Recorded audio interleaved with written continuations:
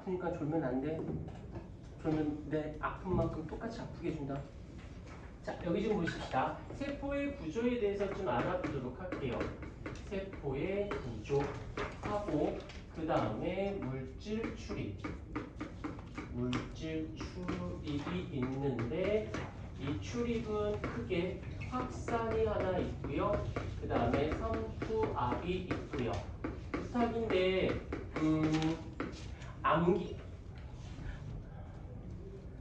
암기는 맞아. 암기는 맞는데 어떻게 암기할 거냐랑 그 다음에 안 외울 수 있는 방법을 찾아서 안 외우려고 노력하는 과정에서 외워지게끔. 이게 좀 앞뒷말이 안 맞는 것 같은데 외우는 건 맞아.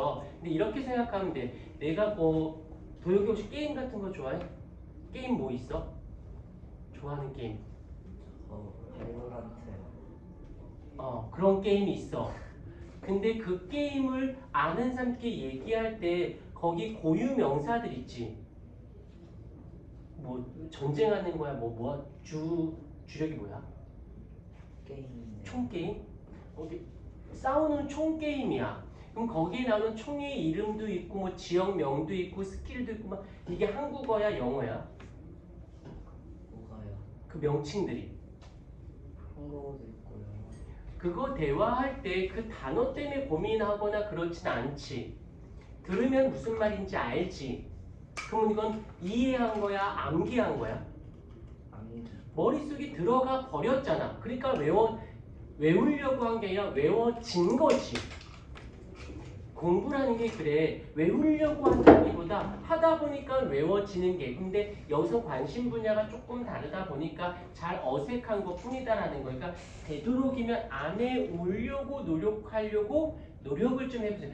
말이 안 맞는 말인 건 알지만 그렇게 공부하다 보면 성적이 되게 오르고 아이씨 하고 공부하면 자꾸 까먹어요. 방법론을 좀 잡아보도록 할게. 자, 이제 세포의 구조에 대한 이야기를 해볼게요. 일단 먼저 세포의 구조는 첫 번째, 세포가 이렇게 있으면 얘가 세포막으로 되어져 있어요.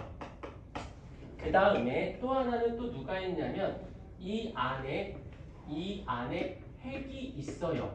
그 다음에 요거를 우리는 또 핵막이라고 부릅니다.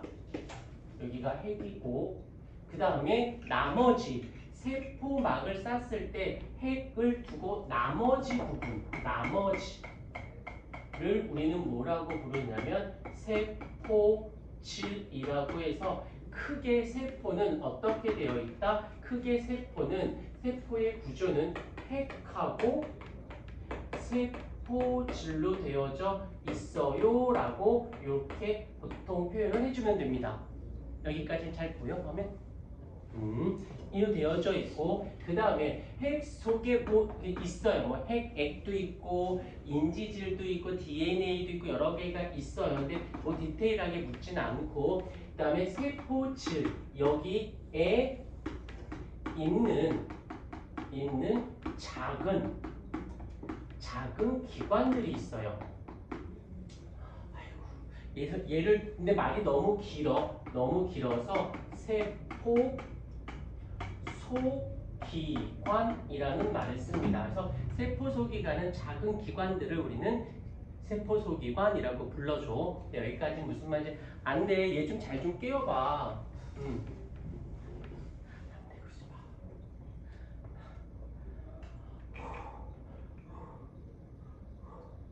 자, 이렇게 되어져 있다라는 거까지 됐고, 그 다음에 여기서 하기 전에 첫 번째로 들어갈 게 뭐가 있냐면 동물 세포에는 없어요. 그런데 식물 세포에만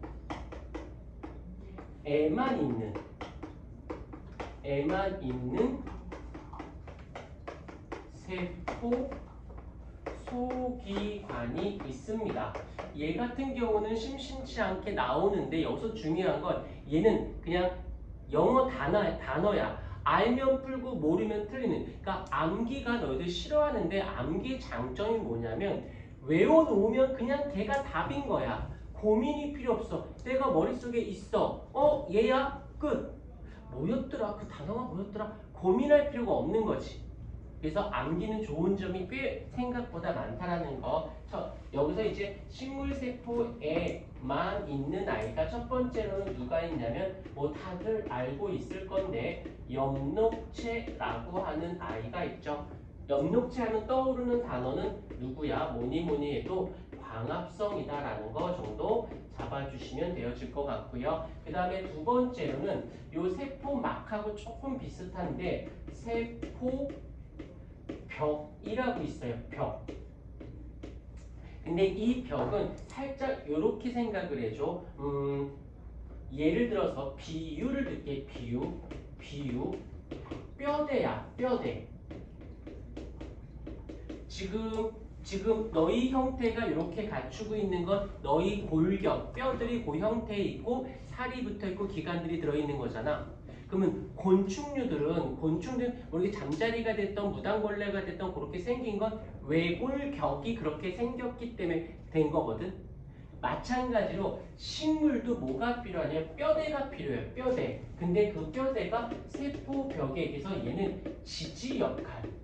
지지대 역할을 하고 있다라는 거. 그래서 뼈대라고 봐주시면 돼요.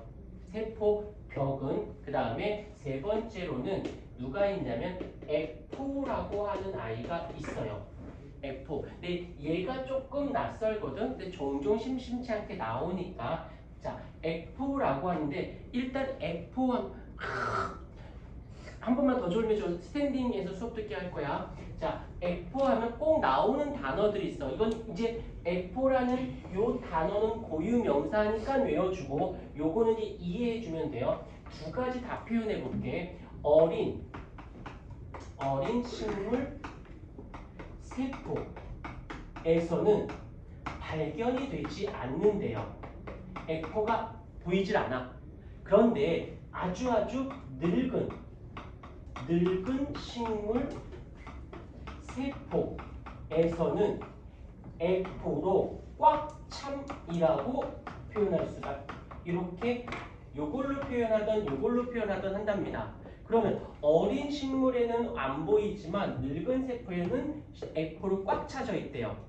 자, 그 다음에 여기서 얘를 이렇게 살짝 하나만 더 쓸게. 에포는 공간이라는 말을 쓸게요. 공간.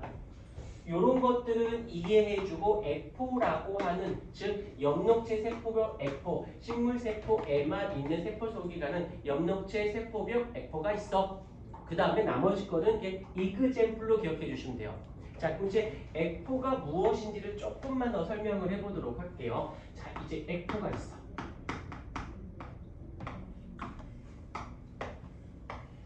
먼저 이걸 하기 전에 먼저 알고 가주셔야 되는 부분이 뭐가 있냐면 식물이에요. 식물. 그런데 이 여기 안에 있는 이 소기관들, 이 소기관도 살아가기 위해선 뭐가 필요하냐면 양분이 필요합니다. 그래서 그 양분을 가지고 세포 소기관이 일을 하고 해서 에너지를 만들어서 살아가. 그런데 문제가 있어. 어떤 문제가 있냐면 이 식물에서는 외부로부터 양분을 공급받지 못해요. 공급받지 못합니다. 응? 말도 안 되는데 양분을 공급받지 못하면 양분을 갖고 살아갈 수가 없잖아. 앞뒷 말이지 말이 안 되지. 그러니까 얘네들이 어떻게 양분이 필요해. 근데 공급받지를 못해. 그러니까 식물이 일어나서 저기 서서 들어. 어떻게 하냐면 살기는 살아야 돼. 양분이 필요해. 근데 공급받지 못하니까 여기 요 아이 세포치를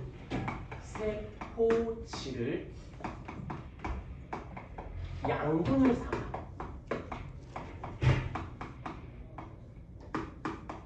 양분으로 살아갑니다. 즉 다시 말할게. 내 몸의 일부를 뜯어 먹고 사는 거야. 이해가 됐습니까? 혹시 너희들 되게 특이한 건 아니야? 올챙이라고 들어봤니? 개구리라고 들어봤니? 올챙이에서 왜 웃어? 허리 아파. 올챙이에서 깨구리가 될 때 뒷다리 먼저 나와, 앞다리 먼저 나와? 노래를 잘 기억해. 뒷다리가 쏙, 앞다리가 쏙이야. 근데 특이한 게 있다. 올챙이에서 깨구리로 변태하는 과정에서 그 기간 동안에는 얘는 아무것도 먹지 않아요. 근데 어떻게 살아? 어떻게 뒷다리가 나와? 만들어져? 어떻게 앞다리가 만들어져? 먹지 않으면서 꼬리 있지, 꼬리. 꼬리를 가수분해 효소라고 해서 물을 첨가해서 분해하는 효소가 들어있거든. 걔를 분해합니다. 꼬리를. 자기 몸의 일부를 분해해. 그래서 그거를 다리의 양분으로 쓰이고 내가 살아가는데 양분으로 쓰여요. 그러기도 해. 마찬가지로 이렇게 자기 몸의 일부를 뜯어먹고 양분으로 살아갑니다. 그러면 뜯어먹고 난 이 이후 그러면 이렇게 되면 뭐가 될까? 세포질을 양분 삼아 뜯어먹었으니까 뜯어먹힌 세포질 그 공간은 세포질이 있어요, 없어요? 없죠. 뭐가 생겨? 빈 공간이 생기겠죠. 뜯어먹힌 부위는. 그러니까 갓 태어난 애는 뜯어먹힌 게 없으니까 발견되지 않은 거고 나이가 들수록 뜯어먹으니까 빈 공간이 계속 커지겠지. 그러니까 나이가 죽을 때가 되면 다 뜯어먹은 거야. 그러니까 빈 공간으로 꽉 차 있다라고 하는 거지. 얘를 요 빈 공간, 요 공간을 우리는 에포라고 부르는 거예요. 그럼 동물세포는 이거와 다르게 동물세포는 외부로부터 양분을 공급받아요.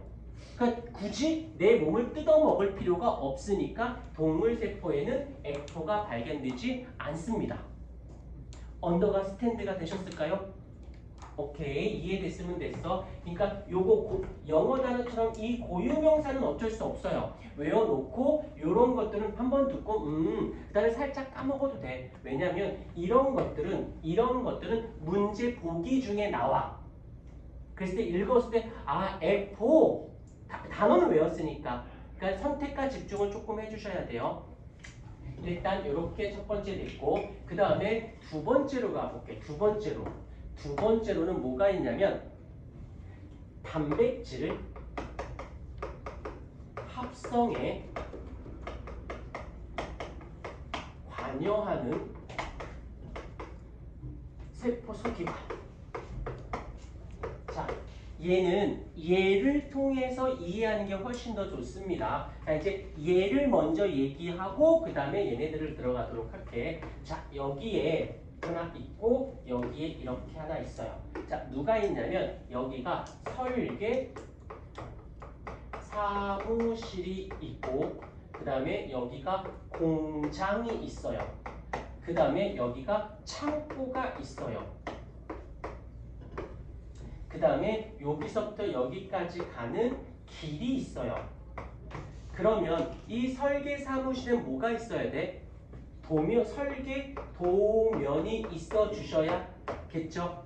그러면 그 도면을 가지고 가서 길을 타고 가서 공장에서 뭐에 만들어야겠지. 여기까지 인정. 그 만든 아이를 어디에 창고에 저장해 놔야 되겠죠. 이것까지 이해됐을까? 뭐 어려운 이야기는 아닌 것 같아. 자, 이제 세포로 가보자. 세포. 이 설계 사무실은 도면이 있는 거야. 이 도면이 우리 세포에서는 뭐라고 부르냐면 DNA라고 불러요. 유전 정보를 저장하고 있다는 뜻이거든. 유전이라는 건 자손에게 줄 수 있는 것의 정보를 저장하고 있는 게 DNA야. 그럼 이 사무실은 뭐야? 이 사무실이 핵이라고 하는 곳이에요. 설계 사무실이란 핵 안에 DNA가 있어요. 요 용어들로 좀 같이 매치를 시켜줘. 여기까지 됐어. 그 도면을 타고 얘가 길을 타고 갑니다. 요 길을 우리는 뭐라고 하냐면 소포체라고 불러요. 그래서 소포체는 이동 통로라는 말을 씁니다. 통로야. 길이야, 길. 어떤 길? 핵에서 여기로 가는 길이라고 보시면 됩니다. 조금 더 디테일하게 들어가면 거친면 소포체, 매끈면 소포체 뭐 이런 말이 나오는데 뭐 나중에 그 다음에 공장이 있다면 우리는 알고 있는 공장이 있다면 우리 몸 안에 있는 공장을 이름을 리보솜이라고 장소라고 부릅니다. 여기가 뭐냐면 단백질을 합성하는 합성 장소가 되어져요. 리보솜이. 이 설계 도면을 보고 단백질을 만들어내는 곳이 공장이 된 거지. 그래서 만들었어. 단백질을 만들었으니까 창고에다 저장해 놔야 되지 않을까? 이 우리 몸에도 이런 창고가 있어요. 그 소기관 이름이 뭐냐면 바로 골지체라고 부른다는 거지. 이건 노랭이들은 고유 명사니까 미안하지만 내가 어떻게 뭐 니네 뇌 이렇게 뜯어가지고 넣어 그럼 다시 닫아주고 이럴 순 없어. 너희들이 넣어주셔야 되는데 이그젠플로 기억하면 조금 더 부드러워진다라는 거. 근데 여기서 창고니까 일단 창고 하면 제일 먼저 떠오르는 기능이 뭐야? 잘하셨어요. 저장을 하지. 그게 창고지. 근데 여기서 생각해. 조금만 생각해보자. 창고가 저장에 물건 쌓아놓은 거지. 쌓아놓기만 하니? 쌓아놓은 다음에 어떻게? 그치, 어디로 보내겠지. 여기서는 저쪽으로 보내고 여기서 보내고 보낼 때 저희는 한 12개 주세요. 나는 8개면 되는데. 그럼 창고에서 저장하고 있다 보낼 때 수량을 맞춰서 보내주지. 이거를 줄여볼게. 수량을 맞춰서 보내. 요 단어를 쓰면 분비에 보내줘. 저장했던 거를 보낼 때 개수 수량을 조절 맞춰서 분비한다고요. 그러니까 이 저장 분비 조절은 단어 자체만 보면 연계성이 없어 보이는데 요거를 매치시키면 그렇지. 저장한 거를 수량을 맞춰서 보내줘야지 무턱대고 막 보낼 수는 없는 거니까. 이해가 되었을까? 이 단백질 합성에 관한 세포 소기관은 일단 핵, 소포체, 리보솜, 골지체가 이렇게 유기적으로 관계를 가지고 있구나라고 보시면 돼요. 이해가 되었습니까? 오케이. 한번 끊었다 다시 켜줄래요?